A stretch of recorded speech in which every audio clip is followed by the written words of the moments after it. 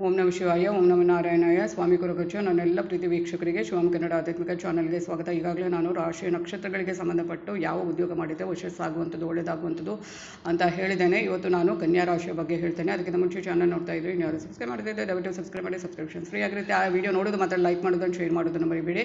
ಹಾಗೆಯೇ ಸಬ್ಸ್ಕ್ರೈಬ್ ಅಂತ ಒತ್ತುವಾಗ ಸೈಡಲ್ಲಿ ಬೆಲ್ ಐಕಾನ್ ಕ್ಲಿಕ್ ಮಾಡಿದ್ರೆ ಆಲ್ ಅಂತ ಬರುತ್ತೆ, ಕ್ಲಿಕ್ ಮಾಡೋದನ್ನು ಮರಿಬೇಡಿ. ಆಧ್ಯಾತ್ಮಿಕ ಜ್ಯೋತಿಷಕ್ಕೆ ಸಂಬಂಧಪಟ್ಟ ಉಪಯುಕ್ತ ಮಾಹಿತಿ ಇರುವಂಥ ವಿಡಿಯೋನ ಹಾಕ್ತಾ ಇರ್ತೇನೆ. ನಿಮ್ಮ ಸಮಸ್ಯೆ ಇದೆ, ನನ್ನ ಜೊತೆ ಹಂಚ್ಕೋಬೇಕು, ಏನಾದರೂ ಪರಿಹಾರ ಬೇಕು ಅಥವಾ ಏನಾದರೂ ಒಂದು ಸಮಾಧಾನದ ಮಾತು ಬೇಕು ಅಂದರೆ ಸ್ಪಷ್ಟವಾಗಿ ಡೀಟೇಲ್ ಆಗಿ ಸಮಸ್ಯೆಯನ್ನು ಬರೆದು ಕಳಿಸಿ. ರಾಶಿ ನಕ್ಷತ್ರದ ಜೊತೆಗೆ ಗೊತ್ತಿಲ್ಲದ ಡೇಟ್ ಆಫ್ ಬರ್ತ್ ಹಾಕ್ಬೋದು. ಹಾಗೆ ಸ್ಪಷ್ಟವಾಗಿ ಅರ್ಥ ಆಗುವಾಗೆ ಇರಬೇಕು. ಸಮಯದ ಅಭಾವದಿಂದ ಸ್ವಲ್ಪ ಉತ್ತರ ಕೊಡುವಾಗ ಲೇಟ್ ಆಗಿ ಚಿಂತೆ ಬೇಡ, ಖಂಡಿತವಾಗ್ಲೂ ಉತ್ತರಿಸ್ತೇನೆ.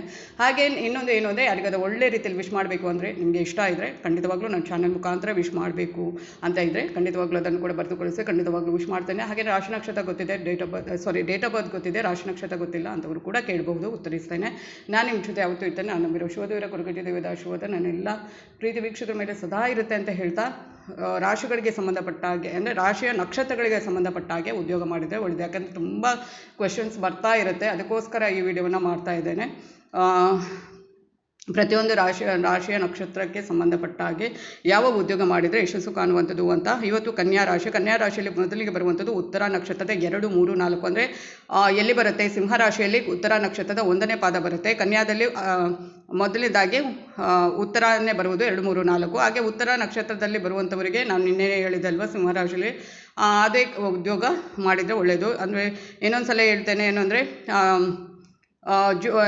ಲೈಕ್ ಕಾನೂನಿಗೆ ಸಂಬಂಧಪಟ್ಟ ಕೆಲಸ ಆಗಿರ್ಬೋದು, ಎಜುಕೇಷನ್ ಅಂದರೆ ಎಜುಕೇಷನ್ ಫೀಲ್ಡ್ ಯಾವುದೇ ಒಂದು ಕೆಲಸ ಆಗಿರ್ಬೋದು, ಮತ್ತು ಪೊಲಿಟಿಕಲ್ ಫೀಲ್ಡಲ್ಲಿ ಆಗಿರ್ಬೋದು, ಪಬ್ಲಿಕ್ ಸರ್ವಿಸ್ ಆಗಿರ್ಬೋದು, ಮ್ಯೂಸಿಷಿಯನ್ಸ್ ಆಗಿ ಕೆಲಸ ಮಾಡ್ಬೋದು, ಆರ್ಟಿಸ್ಟ್ ಆಗಿ ಕೆಲಸ ಮಾಡ್ಬೋದು,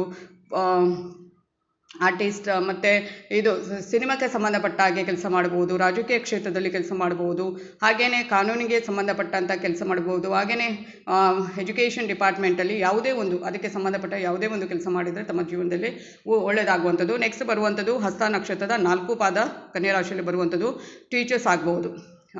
ಹಾಗೆಯೇ HR ಅದನ್ನು ಮಾಡ್ಬೋದು. ಹಾಗೆಯೇ ಬಿಸ್ನೆಸ್ ಮಾಡಿದರೆ ತುಂಬ ಒಳ್ಳೆಯದಾಗುವಂಥದ್ದು. ಎಂಜಿನಿಯರ್ಸ್ ಆಗಬಹುದು. ಹಾಗೆಯೇ ಆರ್ಕಿಟೆಕ್ಚರ್ ಸಂಬಂಧಪಟ್ಟ ಕೆಲಸ ಮಾಡಿದರೆ ಒಳ್ಳೆಯದಾಗುತ್ತೆ. ಎಜುಕೇಷನ್ ಫೀಲ್ಡ್ ಅಂದರೆ ಯಾವುದೇ ಒಂದು ಎಜುಕೇಷನ್ ಫೀಲ್ಡ್ಗೆ ಸಂಬಂಧಪಟ್ಟ ಕೆಲಸ ಮಾಡಿದರೆ ಒಳ್ಳೆಯದಾಗುವಂಥದ್ದು. ಹಾಗೆ ಮೆಕ್ಯಾನಿಕ್ ಆಗಿ ಕೆಲಸ ಮಾಡ್ಬೋದು.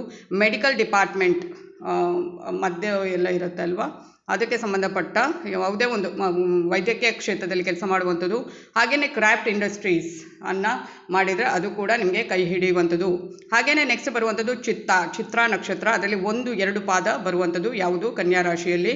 ಆಮೇಲೆ ಬರುವಂಥದ್ದು 3, 4 ತುಲಾ ರಾಶಿಯಲ್ಲಿ. ಚಿತ್ರ ನಕ್ಷತ್ರದವರು ಏನು ಅಂದರೆ ಪೇಂಟಿಂಗ್ ಅಂದರೆ ಏನು ಚಿತ್ರ ಬಿಡಿಸುವಂಥದ್ದು ಇರುತ್ತಲ್ವ, ಅದನ್ನು ಗ್ರಾಫಿಕ್ ಡಿಸೈನರ್ ಆಗಿ ಕೆಲಸ ಮಾಡ್ಬೋದು, ಫ್ಯಾಷನ್ ಡಿಸೈನರ್ ಆಗಿ ಕೆಲಸ ಮಾಡ್ಬೋದು, ಇಂಟೀರಿಯರ್ ಡಿಸೈನರ್ ಆಗಿ ಕೆಲಸ ಮಾಡ್ಬೋದು, ಆರ್ಕಿಟೆಕ್ಚರ್ ಆಗಿ, ಹಾಗೆಯೇ ಜ್ಯುವೆಲರಿ ಮೇಕಿಂಗ್ ಆಗಿರ್ಬೋದು, ಸಿವಿಲ್ ಇಂಜಿನಿಯರಿಂಗ್ ಆಗಿರಬಹುದು, ಹಾಗೆಯೇ ಏನು ಬ್ಲ್ಯಾಕ್ ಸ್ಮಿತ್ ಅಂತ ಹೇಳ್ತಾರಲ್ವ, ಆ ಒಂದು ಕೆಲಸ ಮಾಡಿದರೂ ಕೂಡ ಕೈ ಹಿಡಿಯುವಂಥದ್ದು. ಇದೆಲ್ಲ ಕೆಲಸವನ್ನು ನೀವು ಮಾಡೋದರಿಂದ ಆ ಒಂದು ನಿಮಗೆ ಸುಮ್ಮನೆ ಏನೇನೋ ನಿಮಗೆ ಆಗದ ಕೆಲಸವನ್ನು ಮಾಡಿದರೆ ಅದರಿಂದ ಏನು ಪ್ರಯೋಜನ ಇರೋದಿಲ್ಲ. ಕೈ ಹಿಡಿಯುವಂಥದ್ದು ಅಥವಾ ಕೈ ಹಿಡಿಯೋದಿಲ್ಲ, ಸೋಲನ್ನು ಅನುಭವಿಸೋದು, ಏನೇನೋ ಆಗುತ್ತೆ. ನಿಮಗೆ ಯಾವುದು ಸೂಕ್ತವಾಗಿದೆ, ನಿಮ್ಮ ನಕ್ಷತ್ರಕ್ಕೆ ಸೂಕ್ತವಾಗಿದೆ ಅಂಥ ಕೆಲಸದಲ್ಲಿ ಯಾವುದೇ ಒಂದು ಕೆಲಸವನ್ನು ಮಾಡಿದರೂ ಕೂಡ ಖಂಡಿತವಾಗ್ಲೂ ಅದು ಕೈ ಹಿಡಿಯುತ್ತೆ. ಅದರಲ್ಲಿ ನೀವು ನಿಮ್ಮ ಬದುಕನ್ನು ಒಳ್ಳೆಯ ರೀತಿಯಲ್ಲಿ ರೂಪಿಸಬಹುದು ಅನ್ನುವ ಒಂದು ಉದ್ದೇಶಕ್ಕೆ. ತುಂಬ ಮಂದಿ ಕೇಳ್ತಾರೆ, ನಮಗೆ ಸರ್ಕಾರಿ ಉದ್ಯೋಗ ಸಿಗುತ್ತಾ?